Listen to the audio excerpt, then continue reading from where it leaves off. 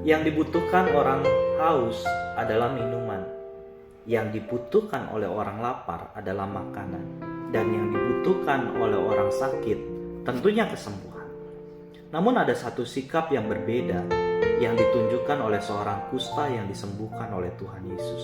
Di dalam Lukas pasal 5 di situ diceritakan ketika orang kusta itu datang kepada Tuhan, dia tidak meminta kesembuhan. Tetapi dia berkata kepada Tuhan, "Tuhan, jika Tuhan mau, Tuhan dapat mentahirkan aku." Di dalam Kamus Besar Bahasa Indonesia, kata tahir tidak merujuk kepada kata kesembuhan.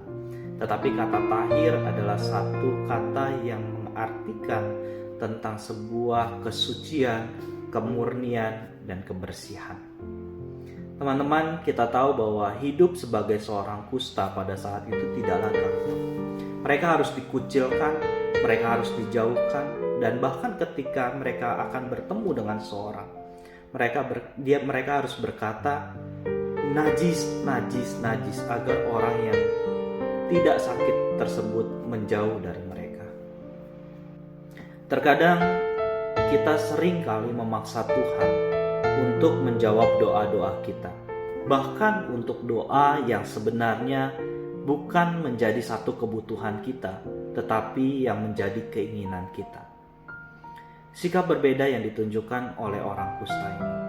Tetapi apa yang terjadi ketika dia meminta untuk dirinya ditahirkan oleh Tuhan?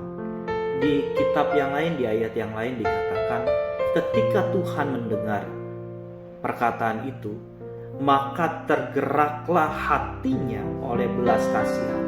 Lalu ia mengulurkan tangannya, menjamah orang itu dan berkata kepadanya, "Aku mau, jadilah engkau tahir." Dan seketika itu juga, firman Tuhan katakan seketika itu juga, lenyaplah penyakit orang kusta itu.